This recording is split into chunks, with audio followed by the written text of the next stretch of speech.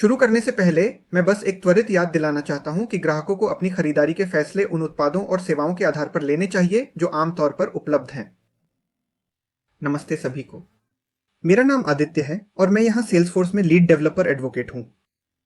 पिछले वीडियो में आपने देखा कि डेटा मॉडल कैसे बनाया जाता है और कैसे सेल्सफोर्स अपने आप डेटा व्यू बनाता है और हर ऑब्जेक्ट के लिए एंट्री स्क्रीन तैयार करता है जिसे आप बनाते हैं। इस वीडियो में आइए देखें कि आप उन स्क्रीन को कैसे कस्टमाइज कर सकते हैं जिन्हें सेल्सफोर्स ने पहले से बना रखा है। असल में सिर्फ इतना ही नहीं, सेल्सफोर्स यूआई में जो भी आप देखते हैं उसका लगभग हर पहलू कस्टमाइज किया जा सकता है। आइए देखें कैसे। तो सबसे पहले उस टैब पर चलते हैं जो आपने वाहन ऑब्जेक्ट के लिए बनाया था। यहां आप देख सकते हैं कि यह हाल ही में देखे गए रिकॉर्ड्स की सूची दिखाता है। इसे लिस्ट कहा जाता है, जो आपको रिकॉर्ड्स की एक सूची देखने की सुविधा देता है। मैं इसी पेज से एक नई लिस्ट व्यू बना सकता हूं,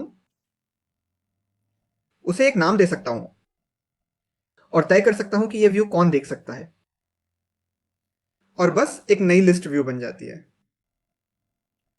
अब मैं मौजूदा फिल्टर्स को अपडेट कर सकता हूं या नए फिल्टर जोड़ सकता हूं। यहां मैं सिर्फ उपलब्ध गाड़ियां देखना चाहता हूं, तो फिल्टर में मैं स्टेटस फील्ड चुनूंगा, ऑपरेटर बराबर मूल्य उपलब्ध। फिर मैं इस व्यू में दिखने वाले फील्ड्स को भी कस्टमाइज कर सकता हूं। तो चलिए मैं मॉडल चुनता हूं, कीमत, विन, और फिर सेव करता हूं। तो इस तरह आप लिस्ट व्यू बनाते हैं। अब चलिए डिटेल पेज पर चलते हैं। सेल्सफोर्स यूआई एक कंपोनेंट आधारित आर्किटेक्चर का पालन करता है, तो स्क्रीन पर जो कुछ भी आप देख रहे हैं वह एक कंपोनेंट है। अब इस पेज का लुक और फील बदलने के लिए मैं क्लिक कर सकता हूं एडिट पेज। यह आपको उस जगह ले जाता है जिसे ऐप बिल्डर कहते हैं, जो एक what you see is what you get interface है, जो आपको अलग अलग कंपोनेंट्स को ड्रैग और ड्रॉप करके अपनी पसंद का अनुभव बनाने की सुविधा देता है। बाईं ओर आप सभी स्टैंडर्ड कंपोनेंट्स देख सकते हैं जो हम आपको पहले से ही देते हैं। आप लाइटनिंग वेब कंपोनेंट्स का इस्तेमाल करके कस्टम कंपोनेंट्स भी बना सकते हैं, जिनके बारे में आप थोड़ी देर में और जानेंगे। लेकिन जो भी कस्टम कंपोनेंट्स आप बनाएंगे वे इस कस्टम सेक्शन में दिखेंगे। और आखिर में, जैसे आपके पास ऐप स्टोर या गूगल प्ले स्टोर है जहां से आप अपने फोन के लिए पहले से बने ऐप्स डाउनलोड करते हैं, हमारे पास ऐप एक्सचेंज है जिसमें ढेर सारे पहले से बने ऐप्स, सॉल्यूशंस और कंपोनेंट्स हैं जिन्हें आप बस अपनी सेल्सफोर्स ऑर्ग में इंस्टॉल कर सकते हैं। तो जैसे ही आप कोई ऐप इंस्टॉल करते हैं, उन ऐप्स के कोई भी कंपोनेंट्स कस्टम मैनेज्ड सेक्शन में दिखेंगे। अब हर कंपोनेंट जो आप स्क्रीन पे जोड़ते हैं उसकी अपनी सेटिंग्स होती हैं। तो अगर आप किसी कंपोनेंट पे क्लिक करते हैं, मान लीजिए हाइलाइट्स पैनल, तो आप उसे और भी कस्टमाइज कर सकते हैं। तो चलिए मैं दिखाए जाने वाले एक्शनों की संख्या 10 से बदलकर 3 कर देता हूं, और आप तुरंत देख सकते हैं कि ये बदलाव व्यू में कैसे दिख रहे हैं। हर एक कंपोनेंट के लिए आप विजिबिलिटी के क्राइटेरिया भी सेट कर सकते हैं, ताकि अलग अलग पैरामीटर्स के आधार पर इन एलिमेंट्स को छुपाया या दिखाया जा सके। तो आपको काफी फ्लेक्सिबिलिटी मिलती है हर कंपोनेंट के स्तर पर। अब हम कुछ कंपोनेंट्स को ड्रैग और ड्रॉप करते हैं। मान लीजिए स्टैंडर्ड एक्टिविटी कंपोनेंट, और फिर वही व्हीकल इमेज कस्टम कंपोनेंट जो वाहन की तस्वीर दिखाता है। मैं इस पेज में कई टैब्स भी बना सकता हूं, ताकि सबसे जरूरी जानकारी यूजर को सबसे पहले दिखाई दे। फिर वे इन टैब्स में से किसी पर क्लिक करके अतिरिक्त जानकारी देख सकते हैं। तो यहां सेकेंडरी टैब में मैं संबंधित ऑब्जेक्ट्स की एक सूची जोड़ रहा हूं। ये संबंधित ऑब्जेक्ट्स वे हैं जिनका या तो लुकअप या मास्टर डिटेल रिलेशनशिप है वर्तमान ऑब्जेक्ट से, जिसके बारे में आपने पिछले वीडियो में सीखा था। अब जब मैं अपनी बदलावों से संतुष्ट हूं, तो मैं ये भी देख सकता हूं कि ये लेआउट फोन पर कैसा दिखता है। तो हां, ये पेज रिस्पॉन्सिव है और लगभग सभी सेल्सफोर्स डिजाइन्स भी रिस्पॉन्सिव हैं। अब जब मैं इस लेआउट से खुश हूं तो मैं इसे सेव कर सकता हूं। तो मैं पेज पे अपनी जरूरत की हर चीज कस्टमाइज और जोड़ सका। लेकिन यहां दिख रहे रिकॉर्ड डिटेल्स को मैं कैसे कस्टमाइज करूं? अगर आप देखें, ये सिर्फ एक रिकॉर्ड डिटेल कंपोनेंट है।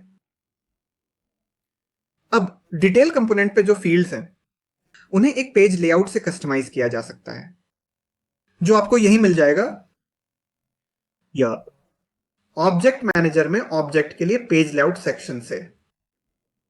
पेज लेआउट क्या करता है? ये तय करता है कि कौन से फील्ड्स और रिलेटेड लिस्ट्स दिखाई देंगी। इसमें भी वही ड्रैग एंड ड्रॉप इंटरफेस है जिससे आप जो चाहें जोड़ सकते हैं। तो मैं बस इस स्टेटस को ड्रैग और ड्रॉप कर देता हूं और क्रिएटेड बाय फील्ड्स को लेआउट पर डाल देता हूं। अब जिस फील्ड को मैंने अभी अभी ड्रैग और ड्रॉप किया है उसके लिए मैं तय कर सकता हूं कि वह फील्ड जरूरी हो या सिर्फ रीड ऑनली। तो मैं कह देता हूं कि स्टेटस आवश्यक है।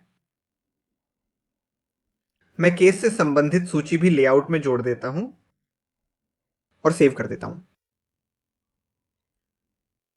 तो इस तरह आप अपनी जरूरत के हिसाब से अलग अलग पेज लेआउट बना सकते हैं।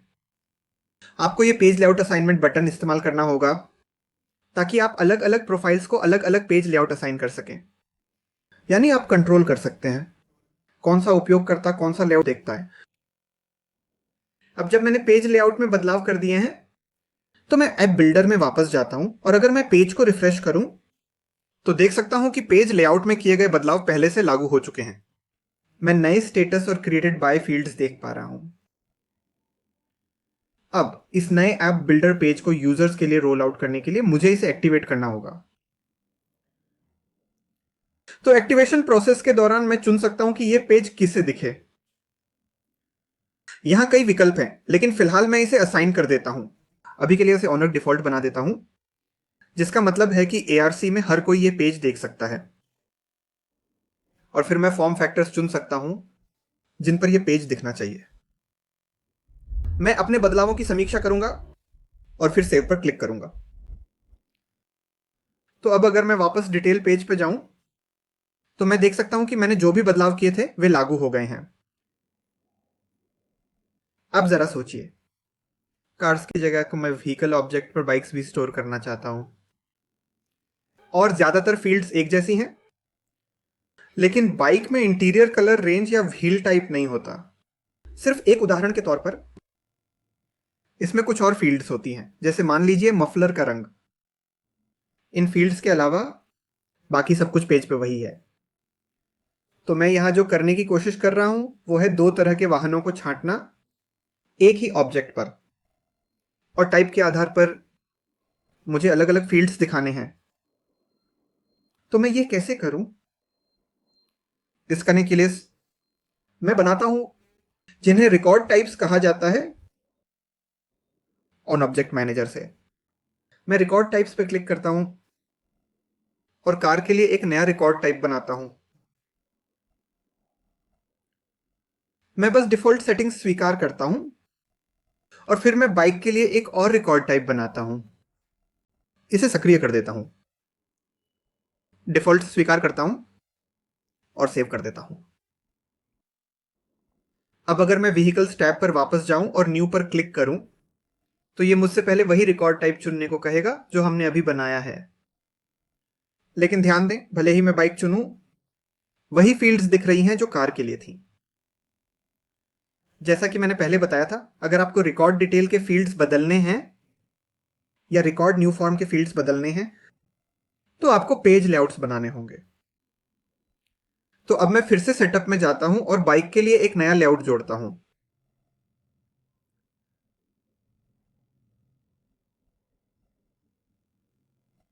तो इस लेआउट में मैं उन फील्ड्स को हटा देता हूं जो बाइक के लिए जरूरी नहीं है और वे फील्ड्स जोड़ता हूं जो मुझे चाहिए। अब जब मैंने ये पेज लेआउट सेव कर लिया है तो मुझे इसे असाइन करना है। तो मैं पेज लेआउट असाइनमेंट बटन पर क्लिक करता हूं और अब आप देख सकते हैं कि यह सिर्फ प्रोफाइल पर आधारित नहीं है, बल्कि आप रिकॉर्ड टाइप्स के आधार पर भी पेज लेआउट असाइन कर सकते हैं। अब यह एक मैट्रिक्स बन गया है। तो अब मैं बाइक लेआउट असाइन करने जा रहा हूं, बाइक रिकॉर्ड टाइप के लिए, सभी उपयोगकर्ताओं के लिए, और सेव करूंगा। तो अब जब मैं फिर से नया पर क्लिक करता हूं और बाइक चुनता हूं तो ये केवल वही फील्ड्स दिखाता है जो हमने बाइक लेआउट में परिभाषित किए थे। मैं इस रिकॉर्ड को सेव कर देता हूं और आप देख सकते हैं कि डिटेल पेज पर भी वही फील्ड्स दिख रही हैं। अब इसे फिर से सोचिए। अगर आप चाहते हैं कि पूरी पेज का लुक और फील बदल जाए, ना कि सिर्फ वे फील्ड्स जो रिकॉर्ड टाइप के आधार पर दिखती हैं, तो फिर आपको क्या करना है? एक नया पेज बनाना है, क्योंकि अब पूरी पेज का लुक और फील बदलना है। आप पूरी तरह से नई पेज ऐप बिल्डर का इस्तेमाल करके बनाते हैं। उसे एक लेबल देते हैं, ऑब्जेक्ट चुनते हैं, एक टेम्पलेट चुनते हैं और वे कंपोनेंट्स जोड़ते हैं जो आप चाहते हैं।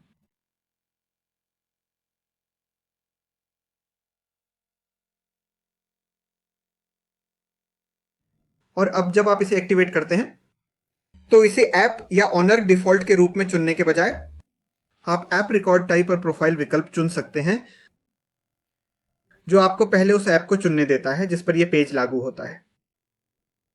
इसके बाद आप उस रिकॉर्ड टाइप को चुन सकते हैं जिसके लिए यह पेज लागू है, जो कि बाइक है, और फिर अंत में प्रोफाइल चुनें।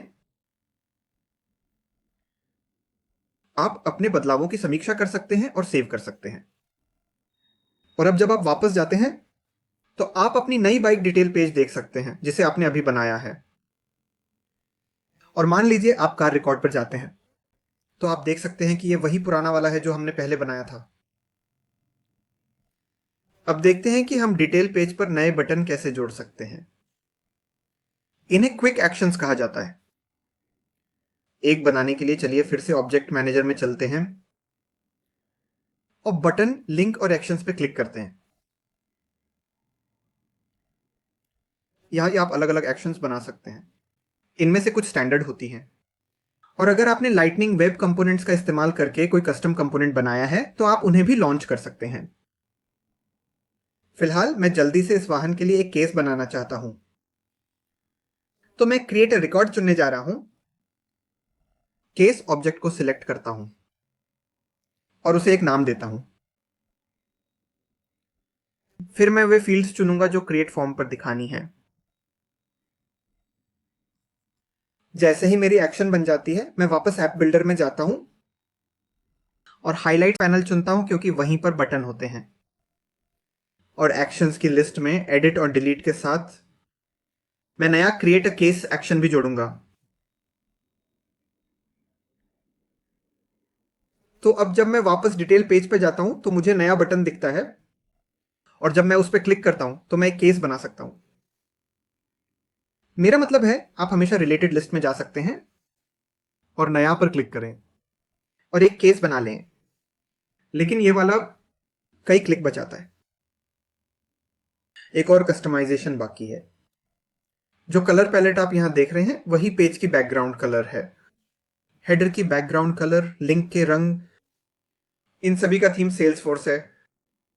लेकिन अगर आप इसे अपने ग्राहक की ब्रांडिंग के हिसाब से बदलना चाहते हैं तो आप वो भी कर सकते हैं। सेटअप में जाकर आप सीधे थीम्स और ब्रांडिंग पर जाएं। यहां आपको कई थीम्स मिलेंगी जो पहले से उपलब्ध हैं। आप नई थीम्स भी बना सकते हैं और रंगों और इमेजेस को कॉन्फ़िगर कर सकते हैं आपकी जरूरत के हिसाब से। मैंने पहले ही एक थीम बनाई है जिसका नाम है पुलसार बोल्ट, और अब मैं इसे एक्टिवेट करता हूं ताकि देख सकें ये कैसी लगती है। और ये लीजिए, बस किसी भी ऐप में जाइए और आप देखेंगे कि नया ब्रांडिंग लागू हो गया है। तो जल्दी से एक बार फिर देख लेते हैं कि हमने इस वीडियो में क्या क्या सीखा। सबसे पहले हमने लिस्ट व्यू बनाए, फिर हमने ऐप बिल्डर का इस्तेमाल करके नई पेज बनाए, फिर हमने रिकॉर्ड टाइप्स बनाए और हर रिकॉर्ड टाइप के लिए अलग अलग पेज लेआउट असाइन किए, और फिर हमने क्विक एक्शंस बनाए और उन्हें भी लेआउट में जोड़ा, और आखिर में हमने अपना खुद का थीम बनाया और उसे सेल्सफोर्स आर्क पर लागू किया। और इसी के साथ यह वीडियो समाप्त होता है। आशा है आपको यह पसंद आया होगा। अगर हाँ, तो कृपया अपने विचार और प्रतिक्रियाएं यूट्यूब के कमेंट सेक्शन में बताएं। अगर आपके पास कोई सवाल हैं तो उन्हें भी कमेंट सेक्शन में डालें और मैं आपके लिए उनका जवाब दूंगा। ये वीडियो सेल्सफोर्स डेवलपर्स के यूट्यूब चैनल पर होस्ट किया गया है, जहां पर बहुत सारा बेहतरीन कंटेंट है। जैसे कि intro video, deep dives, quick takes, code, live sessions और भी बहुत कुछ सेल्सफोर्स के अलग अलग टॉपिक्स पर जो आपकी स्किल्स को बेहतर बनाने में मदद कर सकते हैं। तो कृपया आगे बढ़ें और सब्सक्राइब बटन दबाएं और साथ ही बेल आइकन भी दबाएं ताकि जब भी हम नया कंटेंट लाएं आपको नोटिफिकेशन मिल सके